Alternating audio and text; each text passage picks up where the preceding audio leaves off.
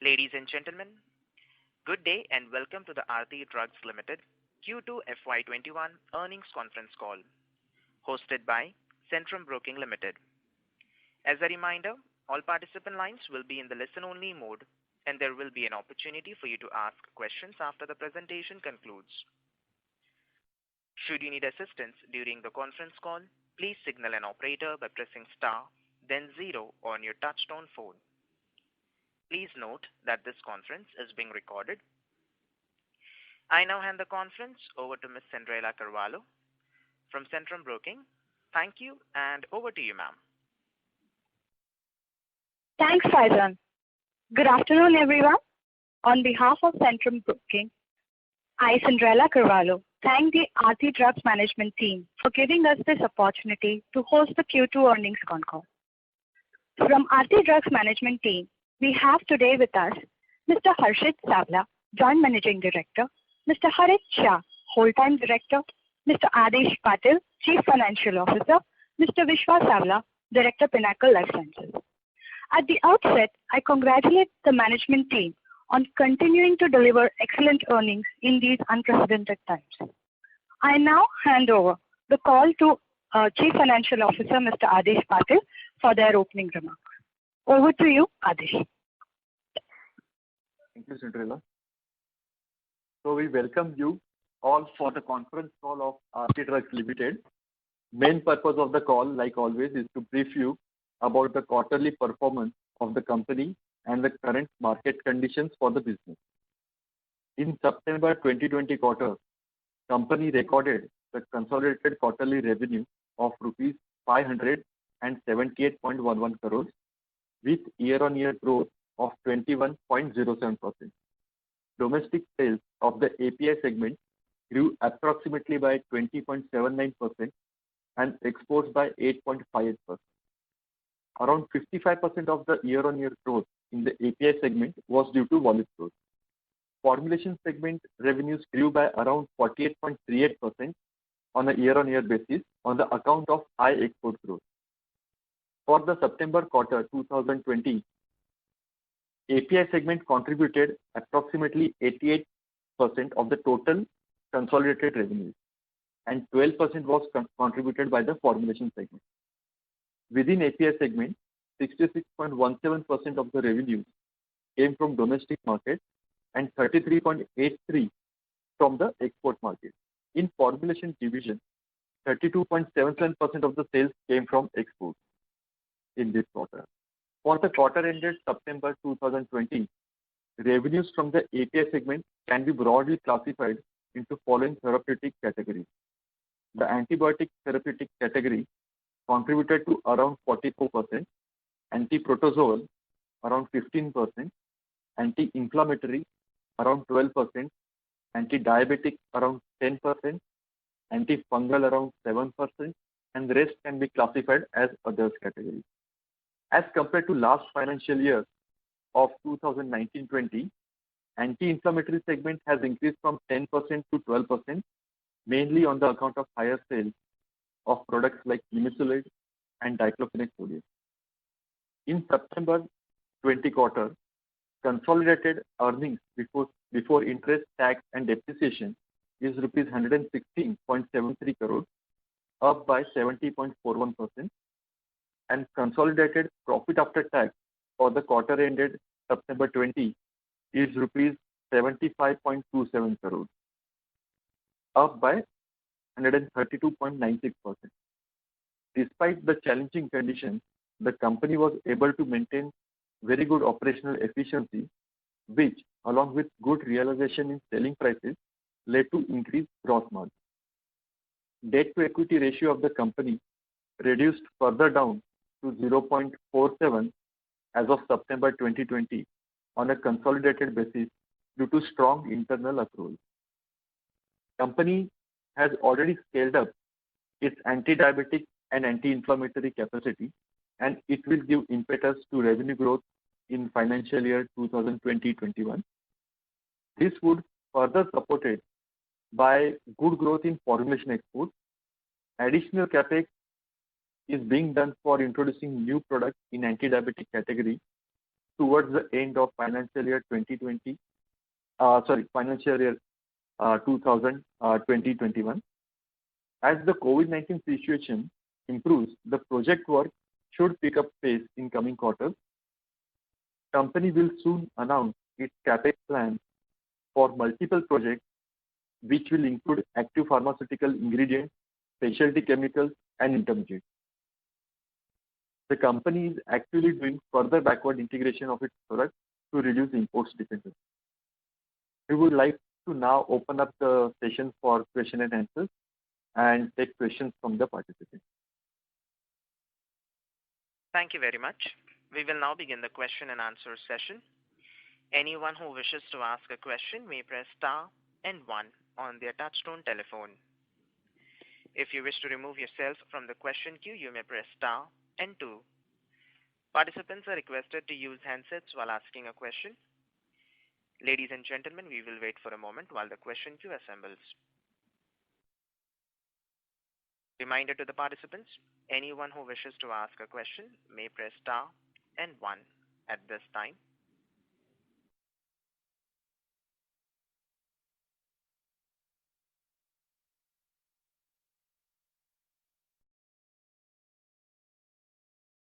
The first question is from the line of Vivek Gautam from GS Investment. Please go ahead.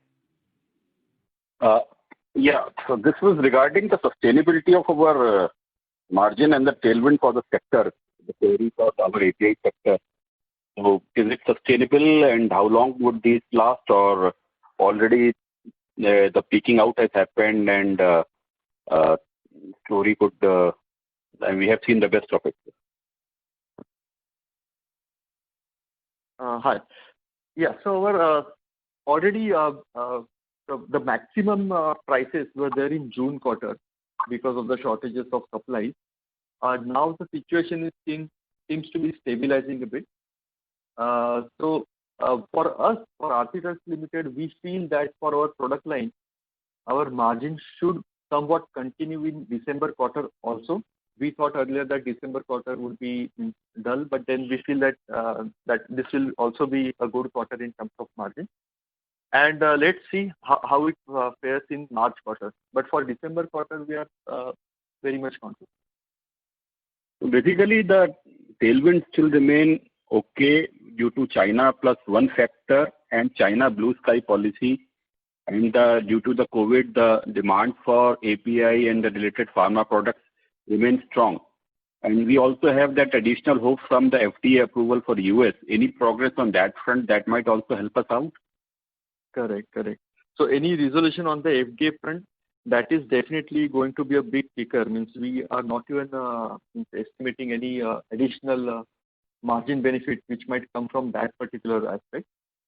So even after removing that, we are very much confident with good EBITDA margins for coming years. And the thing is, Government of India is also taking very good steps. Today itself, there was an announcement that in the PLI scheme, they are going to incorporate export as well. Earlier, export was excluded from the scheme, but then they heard from the industry players, no, if we want to be a global player with economies of scale and we want to compete with Chinese products, then we need to cater to entire global market and not just Indian market. So the government is also very proactive.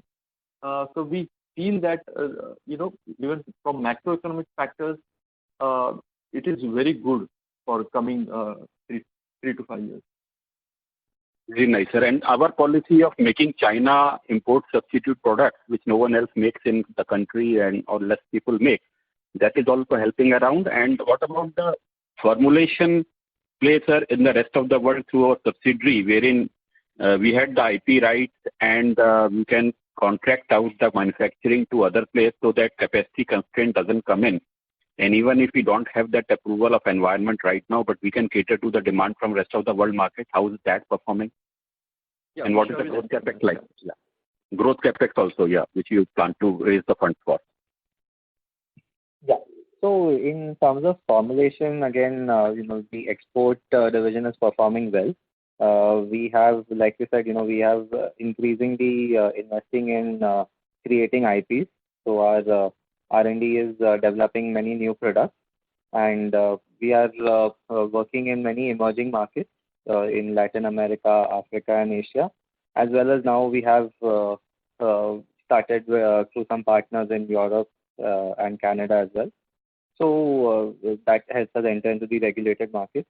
So we are going with the strategy of owning IPs and contracting out the manufacturing for many of these products, and which is working well with us. Our margins are also as per our expectations, and the sales growth is also taking place. In terms of our own utilization of our plant, currently utilization is quite high, so we are almost at a 75 to 80% utilization. So at the moment, we are continuing with this strategy, with major investments being in R&D and IP. However, in future, we will, at a later stage, once we have enough products in our pipeline, we will maybe in the future financial years look at investing into further capacity enhancement. Thank you. The story remains intact. Keep up the good work, sir. Thanks a lot. Thank you. Thank you. The next question is from the line of Anand Bhavnani from Unifi Capital. Please go ahead. Thank you for the opportunity. I have two questions. One is with regards to this fund raise. Are you having some newer capex plan other than what you had at the start of the year, that you are doing this fundraise, and if you can elaborate a bit more on that. Yeah. Our capex plans are more or less on lines with what we had decided at the start of the year. Definitely, the new processes there is a lot more development in the R&D as of now. So the projects are much more clear as compared to you can say 4 or 5 months back. So there are a lot of projects, around 7 odd projects, which we plan to go ahead with. One of the main projects means around 60% of the projects would be, I would say, API based, mainly anti-diabetic and skin treatment related therapeutic areas. Then the rest would be in sulfonated products and chlorosulfonated products, and also a couple of intermediates. Okay. So this fundraise, is this imminent? Like, are you planning to raise it like in next quarter or so, or is it more like an enabling resolution you might raise as and when you feel the need? Yeah, you're correct. So this is an enabling resolution, what we have passed. So as of today, for the company, both options remain open, debt as well as equity. So at the time when we are raising the capex, we will see whether the equity we are getting good valuation or not, or else we always have a very cheap debt option with us. Our long-term debt proposals are below 7% for more than 6 years, so which is very good. And plus the fact that our internal approach had been very strong since last year, and right now also our debt to equity has reduced to 0.47. So even if we take the entire debt for taking up this project, even then our debt to equity ratio won't go beyond 0.7. Sure. And sir, can you share some timelines? You mentioned there are about 7 projects, if I heard correctly. What is the timeline for these projects, like for API, the sulfonation? Yeah. So we are doing it in 2 phases. So mostly first phase will be the majority of the capex will take place in first phase itself, with a timeline of 18 months to 24 months. And the second phase will most probably start in third or fourth year, like that. And yeah, please. Yeah. So please continue. You're saying something. Yeah. So I wanted to check, is the first phase already started, and what is the timeline for commissioning and commercialization? Yeah. So the thing is, we just acquired another 9-acre land in the Tarapur itself through auction in last quarter. It is adjacent to our existing, one of the biggest facility which we have in Tarapur. So that will give us very good operational efficiency because we'll have common departments. We'll be expanding on the already exist big location. In fact, that is one of the biggest contributing location for us in Tarapur. And the land parcel we have taken is 2 times the existing land parcel of that location. So that will be a very good area for expansion for API products. And plus, rest of the products we are expanding in Gujarat. And so there is another scheme also, capital subsidy scheme also. And plus, there also there is a project which we might go for a PLI scheme because that particular product is also there in PLI scheme. So we can say that around 20-30% of the projects will kickstart in Tarapur. Rest will be in Gujarat. Okay, and the timeline would be like so we'll start immediately. Or something. So 18 to 24 months is the timeline we are keeping to start the production. Okay, fine. I'll come back to the for additional questions. Okay. Thank you. The next question is from the line of Ravi Naredi from Naredi Investment. Please go ahead. Thank you very much for nice result. Can you raise more debt instead of equity for new capex? 350 crore you have mentioned today. So why not you go for debt instead of equity? Yes, so that option is always open. So what the resolution was we have taken is a flexible one. So we can also go for debt. And we can also go for equity. It is like that. So as you said, the debt option is always open for us. Okay. Thank you very much. Okay. Thank you. Thank you. The next question is from the line of Sriram Srinivasan from Sincere Syndication. Please go ahead.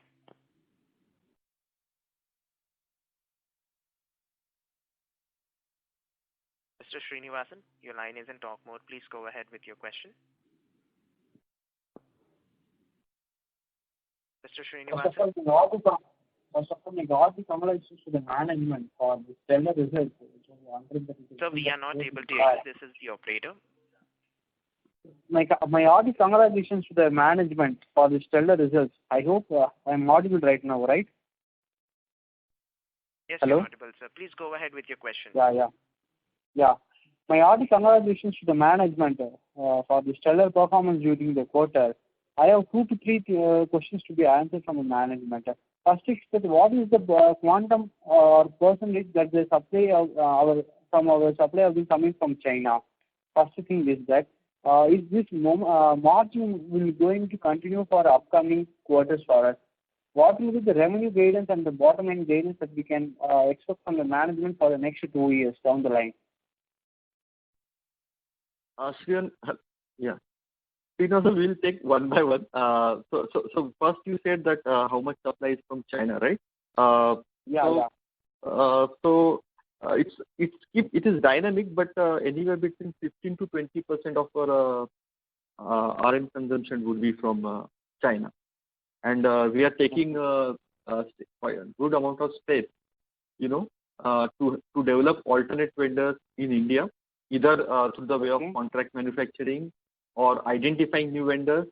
We are also doing tie-ups wherein we are helping them some of the vendors to set up the plant for exclusive supply to Aarti Drugs. And in some cases where we find that that business is lucrative, we are also going ahead with backward integration. So what was your second question? We have been posting in EBITDA margins of almost 23% last quarter, and this quarter it was 20%. Is this margin will sustainable going through? And in last con call, you have mentioned that the margins are likely to get stabilized in the upcoming quarters because there will be a severe surge in the API cost from China last quarter. Is that the trend have been started declining, or it is in same mode? Yeah.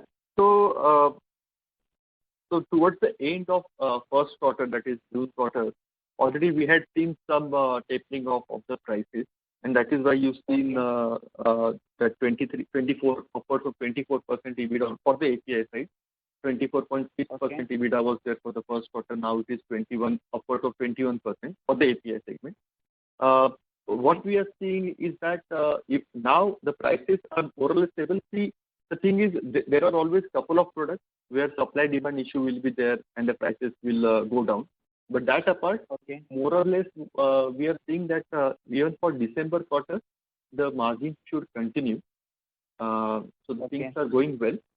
March quarter, it will be difficult to say as of today. But March quarter, typically December quarter is lean in terms of the therapeutic areas where we play.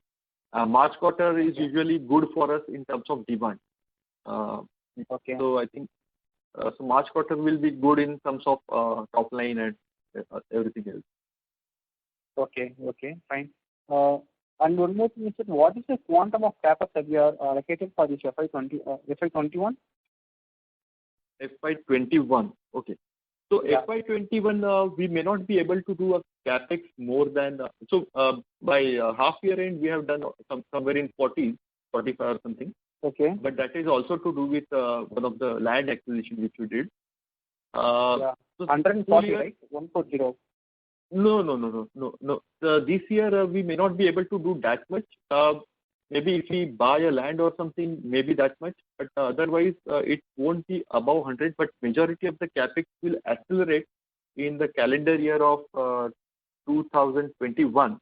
Because as of now the things are little slower. Now they are picking up pace for the capex. Yeah, I can understand. But it is the calendar year 2021 will be the year where we will be doing majority of the capex. Okay.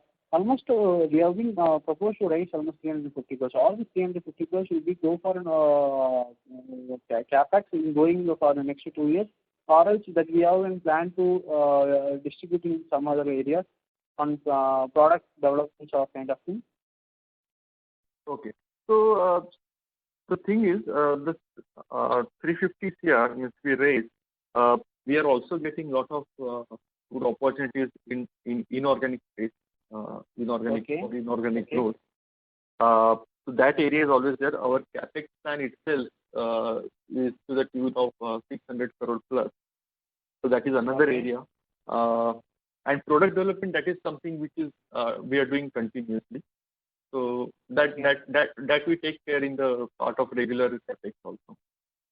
Okay. So these are the main applications.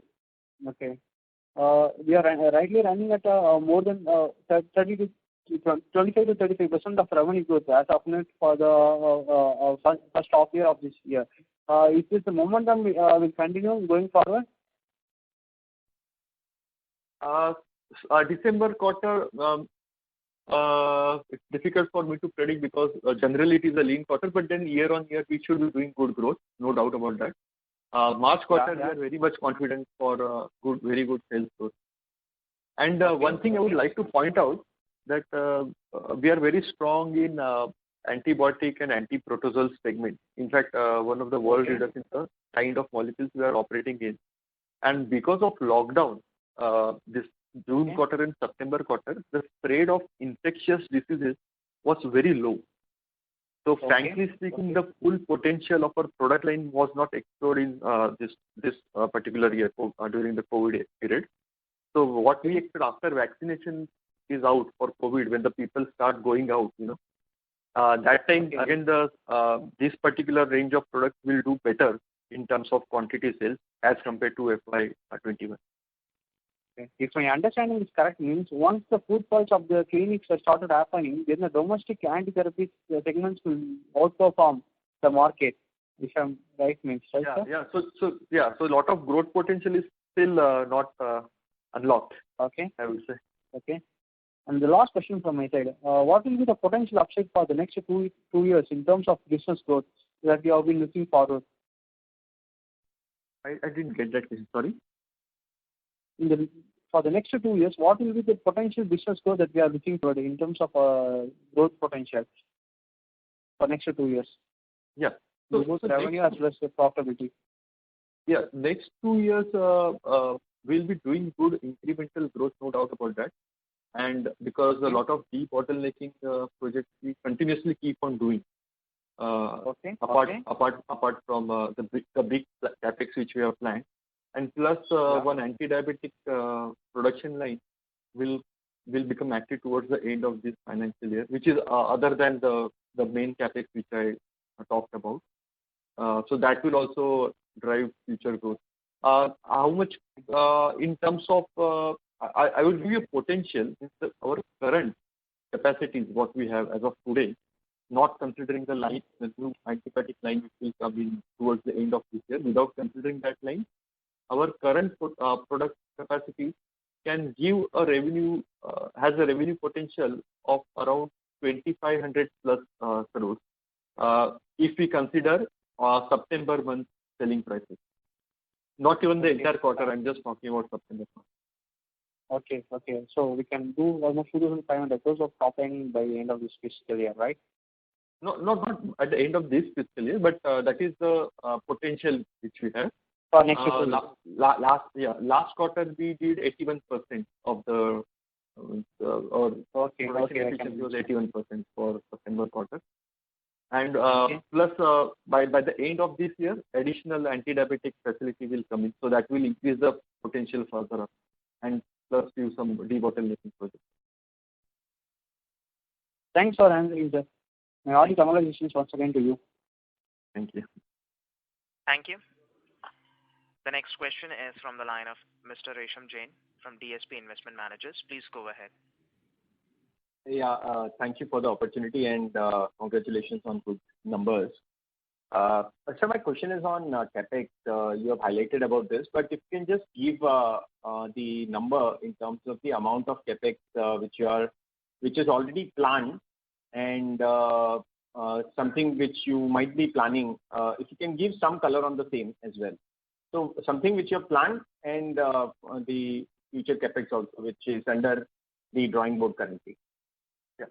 So our overall plan which, for the capex for next 3-4 years, as of today, means there are about 7 projects. It will total around 600 crores of CR of capex, and it will be done in phases. But majority of the capex will take place in the first phase. That will be in 18 to 24 months.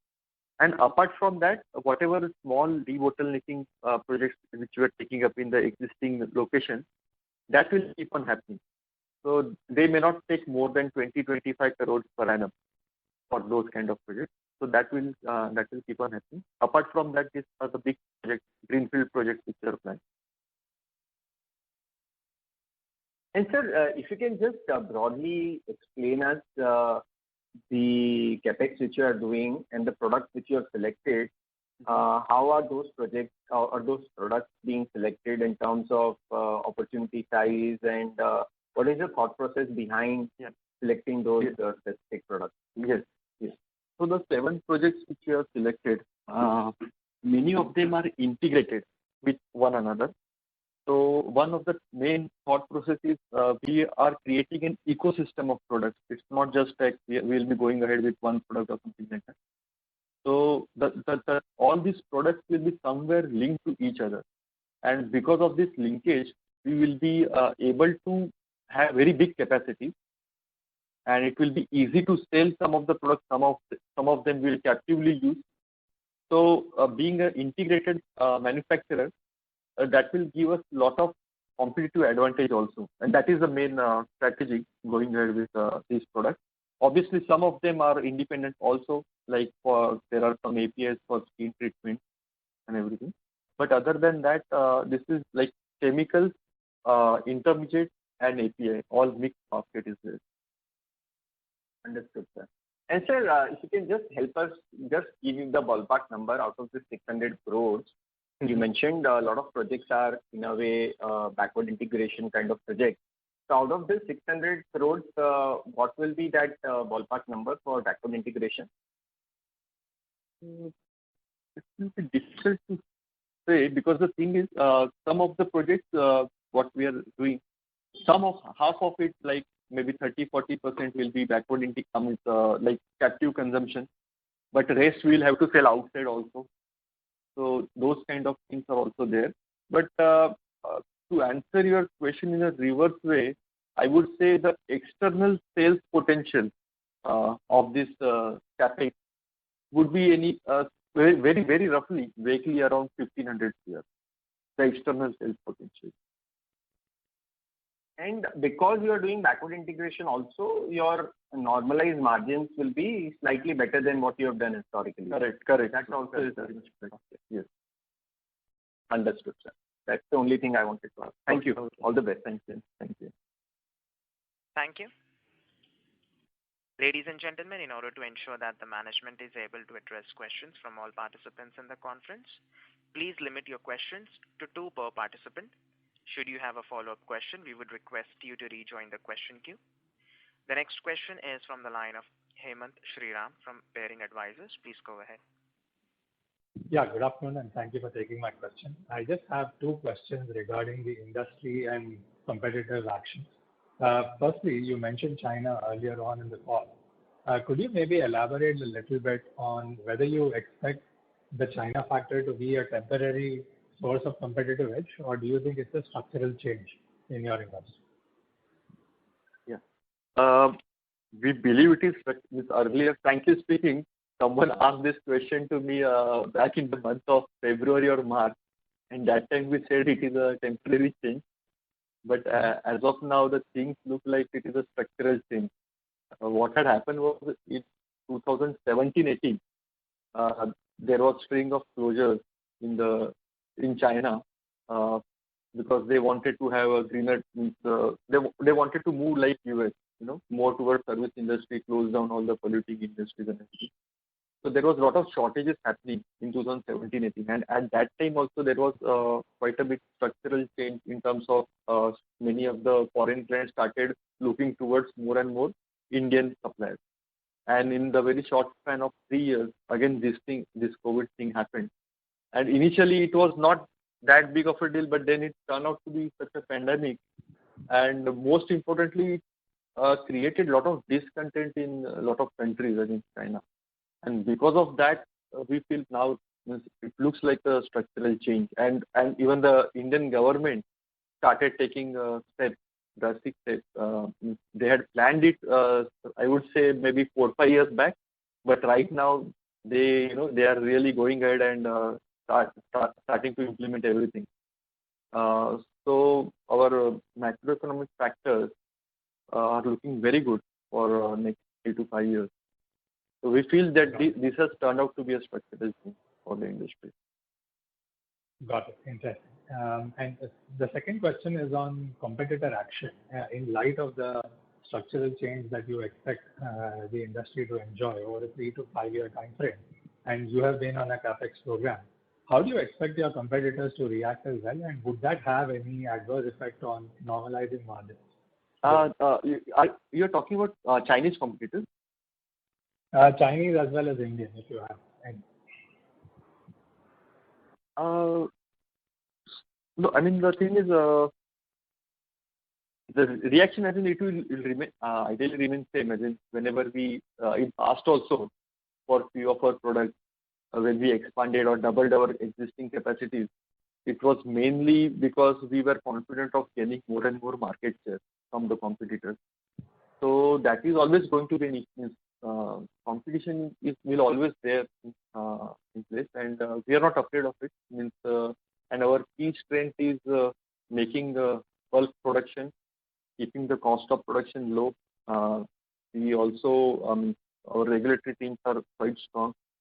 We got a lot of European approvals also for our APIs.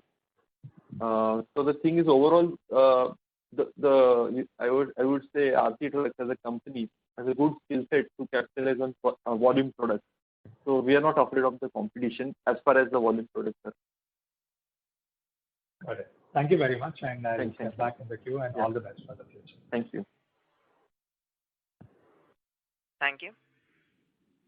The next question is from the line of Bharat Sheth from Quest Investment Advisors. Please go ahead.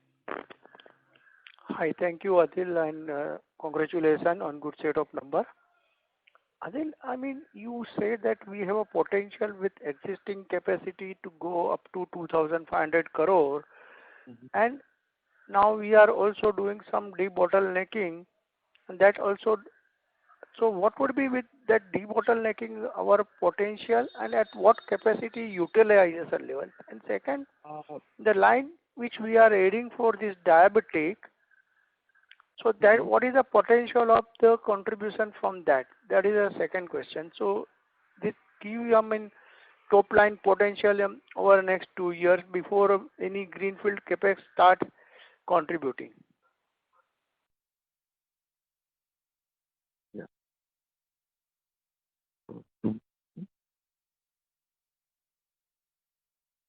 This is the operator, Mr. Patil. We are not able to hear you, sir. Yeah. Yes. So the thing is, can you hear me now? Yeah. Yeah. So the kind of products which we are looking, gliptins basically, so the market potential is very good. Means obviously the capacities which we are planning as of now are more like getting the foot set in the market for those products. And once we start doing well, there will be a second round of expansion for those products, gliptins, which will be like the global capacity. So that is our action plan. So the debottlenecking, and frankly speaking, we haven't put it on paper, but it can be anywhere like incrementally what we have seen in past 200 to 300 CR when we put all the debottlenecking projects together in a year or something like that. We usually keep adding revenue potential of around 200 to 300 CR, something like that. Okay. And with this new diabetic gliptins that we are talking, I mean, which will come in the end of FY21 financial year. So what will be the potential of that? So I'm including that as well, because that is not a very big capacity, frankly speaking. Okay. It will be good, decent capacity, but not a very big one. And these molecules are going off patent and they will be growing. So as soon as we feel, the capacities have started filling up, then we have enough land parcel to immediately go for a big greenfield project, because the processes will be similar. So it will be very easy for having a quick setup done in the Tarapur itself. And now that we have a land adjacent to our existing facility, the common utilities and everything, ETPs are already there. So in that case, that becomes kind of half brownfield, half greenfield, but the speed of that capex will be very fast. So it's more about we are creating an opportunity for such. Okay, and what will be the potential of this formulation? I believe we are talking of for API only, correct? And formulation, first half we have already done, I mean, 132 crore is against 172 crore last year full year. So how do we really see this formulation business growing? Yeah, Bishra will answer you. Yeah. So we, like Adi said, majorly the growth in formulation is coming because of increase in exports. At the same time, we are also now seeing some volume growth. So both in terms of domestic and export, we are anticipating volume growth for the remaining 6 months as well as in the next financial year. And we are also increasing volumes at our third-party manufacturing sites. Okay. So in terms of revenue growth, we see with our current setup revenues going at about anywhere between 350 in the next financial year, and thereafter, considering some of the new capacities that we'll add and considering more registrations that will come in about 2 years, we can foresee a revenue of anywhere around 450 to 480 crores. Okay, so 350 you said for FY22 potential, correct? Correct. Yeah. And yeah. Okay. And Adil, now whatever backward integration we are talking, so that will take us our backward integration what level currently, say if we are relying say in API around 15 to 20% on China. So what stage, how many percentage is backward integrated and what level we reach once your full capex will start?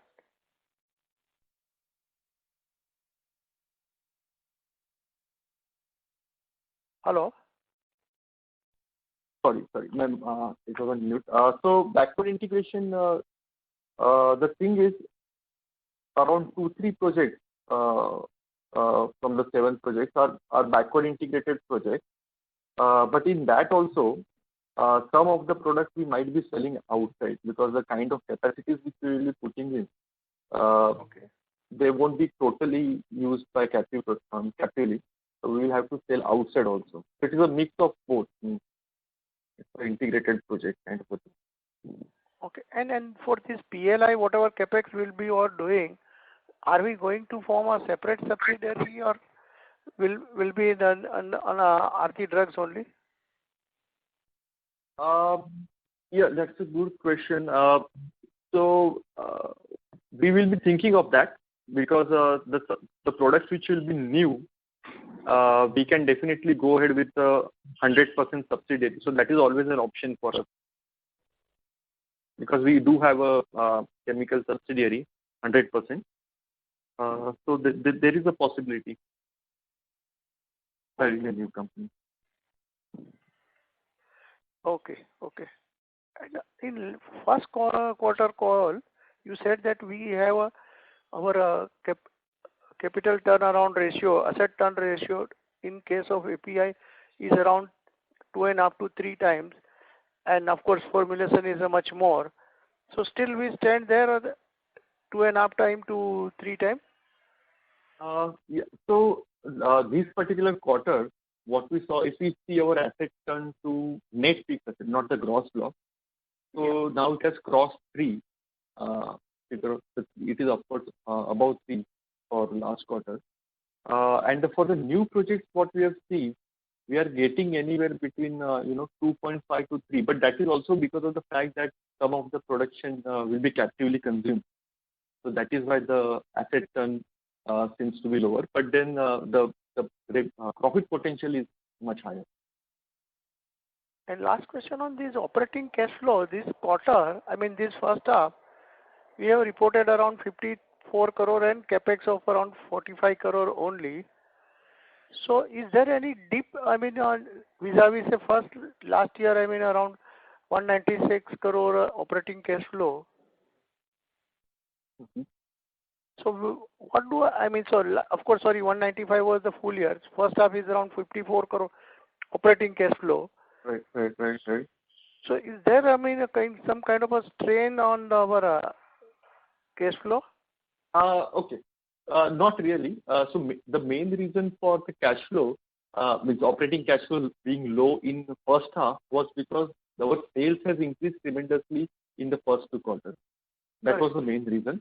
So what we are estimating that considering the second half, if we repeat the performance, then the cash flow generation for the second half will be much higher. It's almost 2.5 times more than the first half, or probably. Okay, thank you very much. Thanks. That's all from my side. Yeah. Thank you. The next question is from the line of Aditya Khemka from InCred AMC. Please go ahead. Yeah, hi. Thanks for the opportunity. And Adesh, I just wanted to ask you on the same lines as the previous participant, where, while your cash flow remains suppressed, seems like mostly because of 2 reasons. One is your trade receivables have gone up significantly, 114 odd crores in trade receivables. So just trying to understand this incremental business that we are getting. What is the nature of the customers to whom we are selling these products, and what is the credit period that we are allowing these customers? Yeah. So the thing is, the main reason why the receivables have gone up is because typically our credit period is around 90 days. It hovers from 60 days to in very rare cases 120, but on an average it is in mid 90s.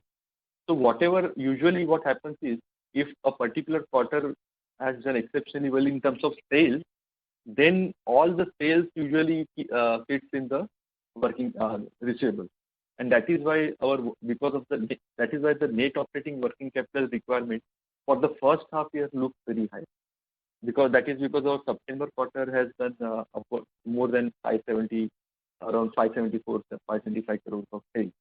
that is the main reason why it is. And the customer mix, that question, it is more or less the same.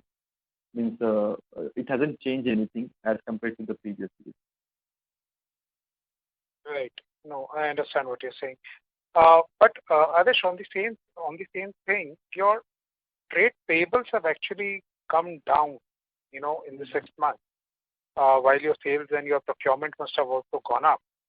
Mm-hmm. Would it be fair to say that your suppliers are gaining bargaining power versus your franchise base because their products are also in high demand and therefore you have to pay them earlier? I think Harit Bhai will be able to answer your question. Sure. Yeah. No, actually, typically it has not come down significantly, but small percentage it has come down. But we will be able to again regain that credit terms further. Some of the raw materials which were in short in first quarter, because of that cash flow has got affected. But we should be able to recover that at earlier levels. Yeah. Yeah, and Aditya, the thing is, Aditya, one more thing. The thing is, in the March quarter, towards the end of March, because of the lockdown, all the payments were stopped for last 8-9 days. Then because we are comparing this with 31st March, it looks little bit skewed, So that is the main reason why it is. No, but that was the case with your receivables as well, right? So in the March year, receivables, it was not impacted that much. Not that. Okay. So thanks, Harish Bhai, for that answer. But just to follow up, so if the materials were in shortage, that led your suppliers to ask for money quicker, or did they also ask for a higher price along with quicker payment terms during the last 6 months? No, ultimately, even if raw material cost goes up, we definitely pass that raw material cost goes to our customers, So net to net, we are not getting affected for the raw materials because everyone has to pay higher price. If I'm paying higher price, someone has to pay a little more higher price than me because of our volumes. But net to net, raw material prices are actually at lower levels than earlier year, except some of the raw materials which are Chinese, predominantly having monopolies, some raw materials. But otherwise, all due to low crude price, all solvent prices and other crude price, other chemicals are at lower levels in first 6 months actually. Right. So just to follow up on that, just to understand this better, sorry about that. I just want to understand, when we enter into procurement contracts with our suppliers, correct. Is the price fixed for 3 months, 6 months, 9 months, and we commit volumes, or is it that we do spot buying depending on who's selling at what price?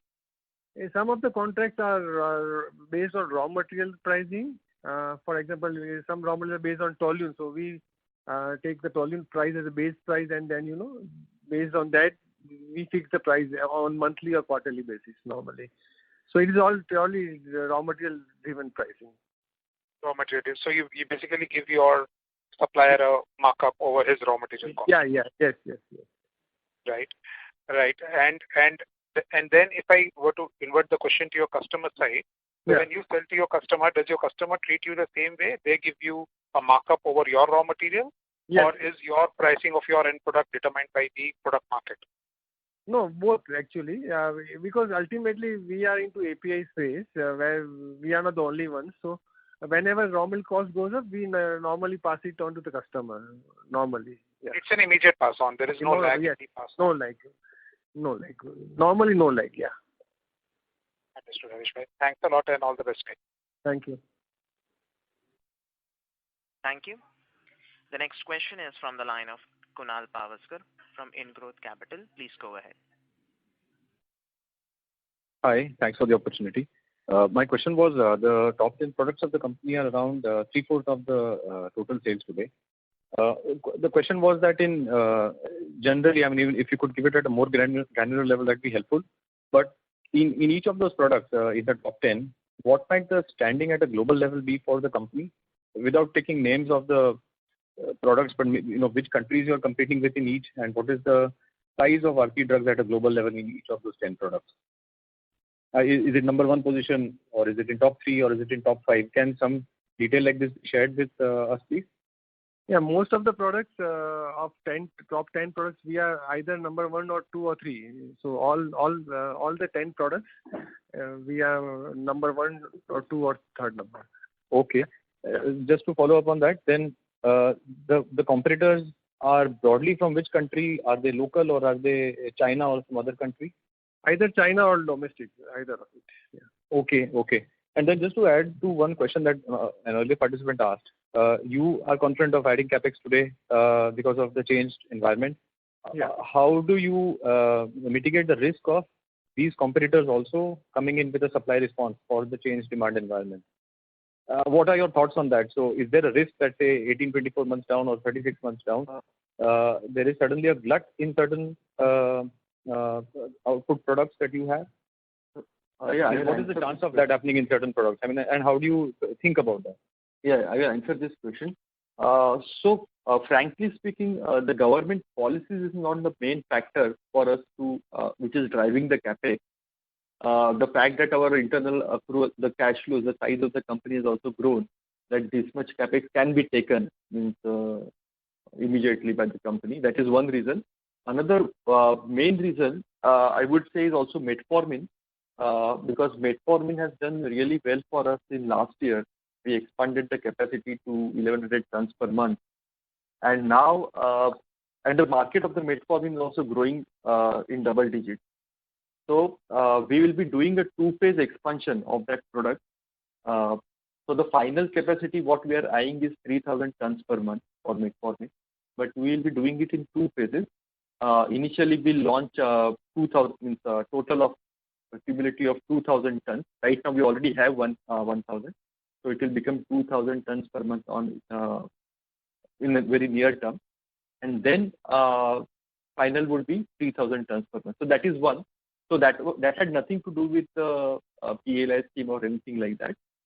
Then we had idea, means we are going into sulfonated and chlorosulfonated products. So frankly speaking, that is an integrated project. That product line we already had. We always had in fact we had given an idea of increasing chlorosulfonated products last year itself before the schemes were announced. Fortunately, all the ideas which were on the drawing board, suddenly there is a lot of macro factors which are becoming more conducive for the ideas which were already there for us. So that is just the reason why we are speeding up. But our main strategy, we are not diverting. Just because some benefit is available, that is not the reason why we are doing so. Sir, my question was not from perspective that PLI is announced and hence you're doing it in general anyway. From the supply response that can be anticipated, that you anticipate, that can be a potential risk when capacity is finally go on stream. Means the thing is, even if PLI is not there tomorrow, we don't have any risk for the project. That is what we are saying. Means the decision which we are making is irrespective of all these schemes which the government is. And the top, and you like you said, top 1, 2, 3 in many of the top 10 products. Are your competitors also similarly backward integrated in most or not? I would say the main reason, I would just add up to that point, the answer of Harit Bhai, that for the top 10 or I would say top 12 products which we have, globally, we, as he said, that in all of them, either we are 1, 2 or 3, whereas domestically, barring 1 or 2 products, we are number 1 in all of them, barring 1 or 2 products. In terms of capacities, and the main reason of that is because we are either similarly backward integrated or more backward integrated than the competitors, because that is the only way you can keep the cost of production lower and capture more and more market share. Thank you. This is the operator. Mr. Pavaskar, may we request that you return to the question queue for follow-up questions, as there are many participants waiting for their turn. Ladies and gentlemen, in order to ensure that the management is able to address questions from all participants in the conference, please limit your questions to 1 per participant. Should you have a follow-up question, we would request you to rejoin the question queue. We'll take the next question from the line of Palak Agarwal from the Tycoon Mindset. Please go ahead. Hello, sir. My question is regarding the API industry outlook and our company's guidance with respect to that. Okay. Means you're asking about the earnings guidance for the year? Earnings guidance sorry? Or in general, the API industry outlook? In general, as well as with respect to earnings also, what could help our company to get inflow from that? And what is the guidance for that too? Okay. So the thing is, we would say that as compared to 2020, FY 19-20, means 2021 and future years are looking much better. Okay. For API and intermediate industry, much better. In fact, I would say this industry has faced a lot of shocks in the past years. Let it be like currency fluctuation shocks, that is more on the financial level, but of the various countries, that is. Then there was shock from the supply of raw materials from China. Then there was another shock of crude prices falling twice in last 5 years, because of which a lot of oil producing economies, the demand from those countries had gone down. Then there were a lot of pollution drives in India, which is good in fact. We think that is necessary for sustainability. But that had happened over the last 7-8 years. So in spite of all these shocks, the Indian industry had done quite well.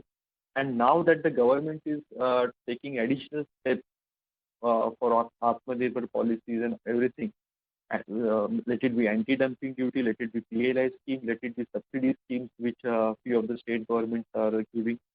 So from all perspectives, I think the API industry and the bulk industry and the intermediate industry should do very well in coming years. So the outlook is very much positive, is what we feel. As far as we are concerned, so definitely this, I think a quarter back, we had given a guidance that our PAT growth will be around 80-90%. So that is definitely on cards. In fact, if everything goes well, we might do even better. Thank you. This is the operator. Mr. Agarwal, may we request that you return to the question queue for follow-up questions? Thank you. We'll take the next question from the line of Sagar Tanna from Edelweiss. Please go ahead. Most of my questions have been answered. Thank you. Okay. Thank you. Thank you. We'll take the next question from the line of Jensen Sun from Monarch Networth Capital. Please go ahead. So thanks for taking my question. Just wanted to know, you mentioned in your capex that, a lot of your capex is going towards anti-diabetic and skin-related therapies. Just wanted to know in the sulfonated and chlorosulfonated products as well, what is the end use going to be? What's the potential in the sulfonated and the chlorosulfonated products category? If you could delve more deeper into that. Harin, can you answer? Yeah, actually it is multi-purpose. It is also good for pharma, agro, and specialty chemicals. So there are multiple use actually, and we are going to have a range of chlorosulfonated products. So there are different application actually. So it is not specifically only to one segment, but agro and pharma is a major one. Okay. And just if I could squeeze one more, your gross margins just compared to quarter on quarter, they have been under pressure a little bit, with your raw material costs also increasing and employee costs also, I see if you just compare line by line. Just wanted to know what exactly happened in this quarter. Were realizations down as compared to quarter on quarter, or what exactly transpired? Yeah. The thing is, in this particular quarter, we also gave areas of around a couple of crores. Mm-hmm. Apart from that, we had additional 1 crore of expense for bonus issue also, which happened. So that was one of the reasons why the expenses were a little higher as compared to quarter on quarter. And as compared to if you're talking about gross margins, we had indicated at last quarter itself that whatever we achieved in June quarter was exceptionally high because of the shortages which were there in the market at that time. And we had given the guidance that overall EBITDA margin for longer term.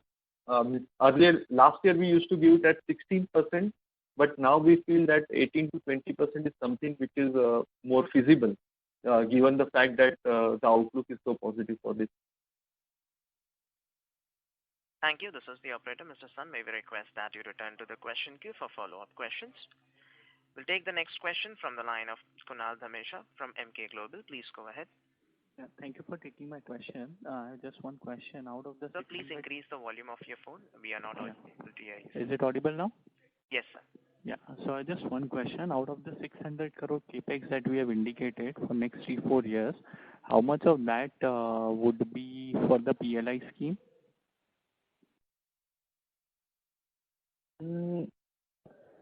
PLI, very broadly, if I had to tell you, it won't be like more than 150 or 200, but that's a very broad number, I'm saying. 150 to 200 here. Okay. So within that, our margin should be even higher because we'll get incentives, right? We'll get incentives, and even other products also we are hoping for very good margin. I mean, because intrinsically the business is good in the other products. Okay. Thank you. Thank you. The next question is from the line of Kavita Thomas from First Global. Please go ahead. Hello. Yeah. Can you hear me? Yes. Yeah. Thank you, sir, for giving me this opportunity. I just have this one question.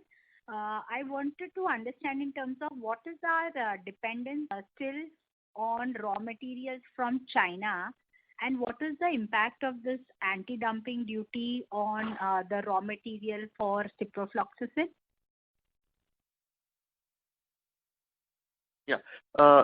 As we discussed before, that our Chinese dependency in terms of overall RM, where we don't have much option, is around 15 to 20%. Okay.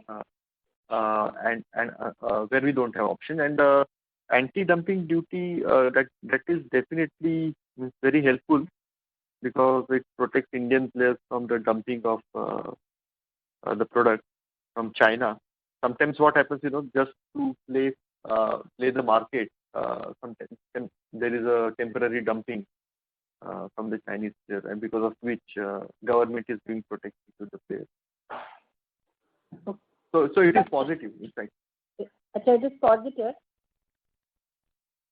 But Yes, for the raw positive. materials which we depend on them, sir, how is that? Is that coming under a duty? No. We are quite backward. Whatever we are importing is not coming under anti-dumping duty. Yeah. No. Okay. Fine, sir. Okay. Thank you so much. Thank you. The next question is from the line of Shivam Sangvi, freelancer. Please go ahead. Sir, I have two questions for you. So, as I can see, the API business grew by 20% year on year. So, can you tell us that was it volume driven or price driven?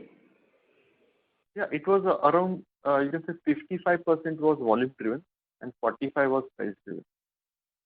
And sir, for the formulation business? Formulation business, Vishwa. Yeah, formulation business was majorly price driven.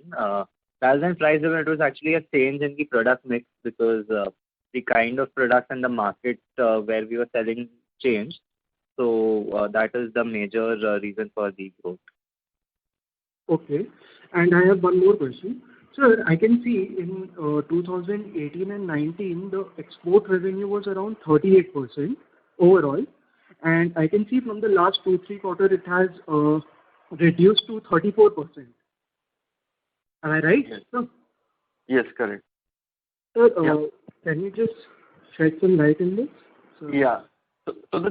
So the thing is, our domestic market has done exceptionally well. And in the last few quarters, obviously we had also given preference for the domestic market because we do have export demand as well. But the domestic market has done exceptionally well, and we have given preference to that market for last year. But there is growth in both the markets. Even for exports, there is 9%. Thank you. In addition to it, there is our customers export a lot of formulation based on our API. So indirectly, we are exporting API indirectly. Thank you. This is the operator, Mr. Sangvi. May we request that you return to the question queue for follow-up questions?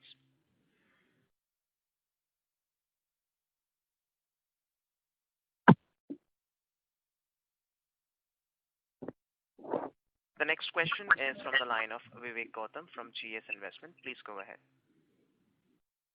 Yeah, just wanted to know the status of the FDA approval status for our application, and about the rest of the world export performance of the IP. And we don't have the constraint in terms of the capacity because we are able to outsource to our contract manufacturers. Thank you.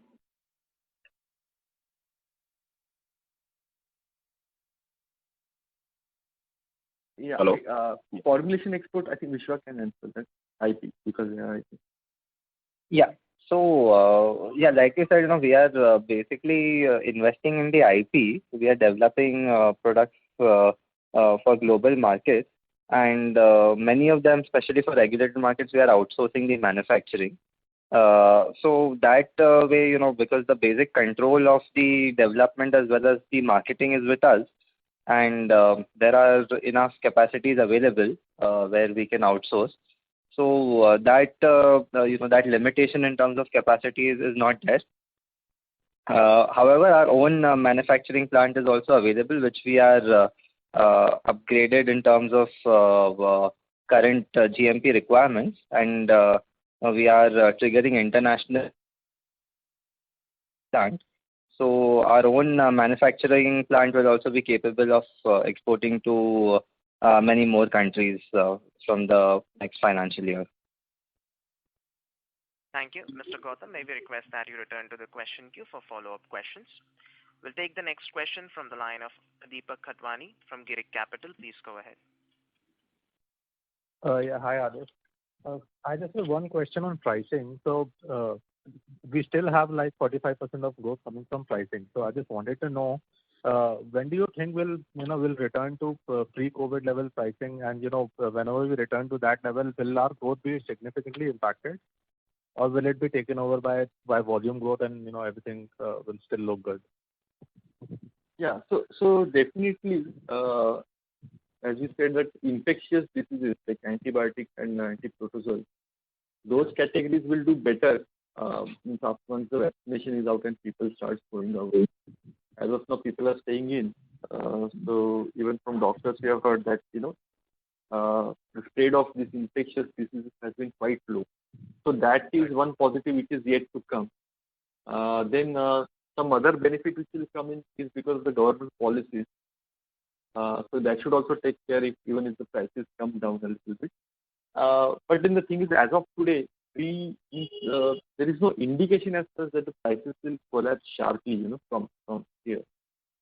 For few products, it is a different issue because of the supply-demand mismatch.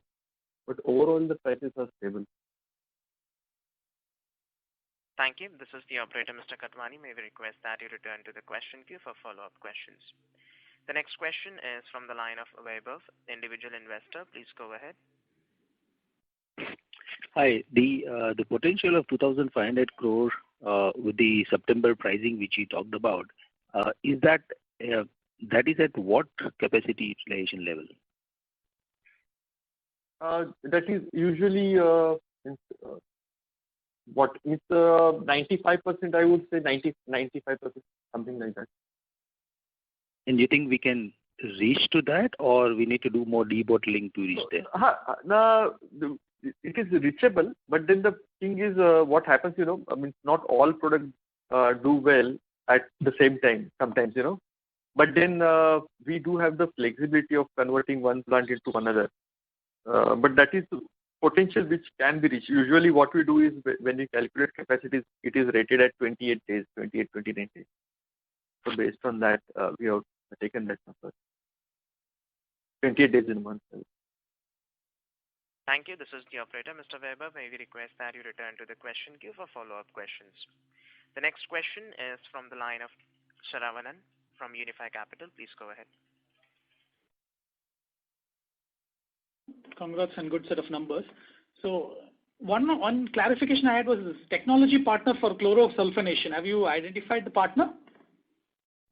Yes, we have. Oh, so you are going to buy the technology, or would there be a royalty or profit share arrangement? No. It's not like that. We'll be so it's like some kind of form of consultancy we might take, but that's about it. But rest of the process we will develop in-house. Okay, that's good to know. And now to insulate from EBITDA margin fluctuations, because we are mostly on the spot side, would you be able to undertake more longer term contracts in our business profile? Is that on the cards? Now you have the capacity, scale, and the customer reach. So are your conversations becoming more longer term in nature? I think Harit Bhai will be able to answer this. Actually, most of the contracts, customer they continuously buy from us. Only the pricing, we only suggest, based on certain raw materials, we fix the price. So it's not that because there is a lot of fluctuation in raw material price as well as the currency. So it's very difficult to, do contract at a fixed price. So what we do is normally we fix the quantity, and based on this raw material price, we tell them these are the pricing. And based on, for example, DCDA, once we decide the price of metformin. If DCDA price goes up, we increase the price of metformin accordingly, something like that. So most of the contracts are very long term, but only pricing we decide on monthly or quarterly basis. Is that okay? Hello? Yeah. So the specialty chemicals, you had highlighted long-term contract from a Japanese customer. Yeah. I was trying to find out if there are more such conversations happening. No, chlorosulfonation, our project also got little delayed because of COVID. Actually, we were supposed to start in first quarter, but now I think we will start, and it's not. Still, we are talking to them. It's not signed actually. Contract is still not signed, but we are talking to them still. Okay, fine. Thank you. All the best. Thank you. The next question is from the line of Palak Agarwal from the Tycoon Mindset. Please go ahead. Sir, I wanted to ask you regarding the product pipeline, and among that product pipeline, which product can give us 100 crore mark or like that? Product, the new upcoming product you are asking? Yeah. Okay. And the products which are in our pipeline. Pipeline, yeah. The new whatever new launches which will take place in future. In fact, most of them, I would say all of them, are above 100 crore market potential, because then otherwise the products will be too small for the top line. It means for 2,000 crore top line, 100 will be just 5%. So now we are eyeing for products which are minimum like 300 crore or more, upwards of that crores of revenue per year. Okay. And till when we can have these remarks from our products? Like, are our products in the late stage or in the clinical trials or like that? No. Okay. You are asking about the formulation products or the APIs one? Formulation as well as API, which can give us, this remark. Yeah. What I told you just now was related to APIs. Formulation, okay. Vishwa will answer you. Yeah. Yes. So in formulation, we are basically, targeting many of the blockbuster molecules which would be going off patent from 23 onwards, so between 23 to 26. So many of those are similar to our, API pipeline products. So again, mainly in anti-diabetic and anticoagulant range of products, we will be targeting those kind of molecules where the potential is very high, because these are at the moment multi-billion-dollar products globally. So basically, we'll be targeting day one launches for those products. Thank you, Mr. Agarwal. May we request that you return to the question queue for follow-up questions. The next question is from the line of Yogesh Bhingarde, individual investor. Please go ahead. Yeah, good afternoon. Thanks for the opportunity for the question. My question is, this Aarti Drugs has been doing consistently quarterly good results, especially from last two, three results. So I have been also recent investor. So even after this result also was very good. So what any particular reason that there was a not gap between the results and the share prices coming down? It's very difficult for us to comment why the share price react the way they do. But only thing we can say that it's not that anything has changed drastically even as of now, and the margins which are there right now, they should sustain for a quarter, and even for long term point of view, we are very much confident that the kind of projects we are taking in, the kind of margins we are getting by increasing market share of the existing products above 18% is very much feasible. Even everything settles down, even after vaccines, everything settles down. Even after that, it should be very much possible. Okay. So was there any, because there are some few announcements coming in the quick sessions, like earlier there was a bonus announcement, and then there was a recently dividend and this expansion fundraising announcement. So these announcements coming in quick sessions. So was there any kind of a particular long term, or there was any view on this immediate quick announcements? So bonus was pending since a lot of years. The last bonus was quite some time back, and it was pending since long ago, and the company has started doing well. So we thought this was the right year to give the bonus. And dividend is something which is a part of our payout policy. We had been giving, the shareholder payout that took place either in the form of dividends or buyback. So this year also means more or less the percentage shareholder payout percentage wise will remain same. The form might change here or there. We are not sure as of now. So this is just the interim dividend which we have given to shareholders as a part of our long-term strategy. That is, and the capex is purely based on the outlook, and we have very good opportunities right now to take leverage of the current financial situation of the company, the market outlook, and the R&D which we have done. So that is why we will be putting up capex. And the fundraising is just a part of it is a natural progression of capex actually. Okay. Thanks. Okay. Thank you. Ladies and gentlemen, due to time constraint, we will take that as a last question. I would now like to hand the conference over to Mr. Adish Patil for closing comments. Yeah, it was pleasure interacting with you all. Very nice set of questions, and it also makes us think. And we'll continue to do our best, and hopefully December results will be as good as this. And look forward to communicate with you all after our December results. Thank you. Thank you. Ladies and gentlemen, on behalf of Centrum Broking Limited, that concludes this conference. Thank you for joining us,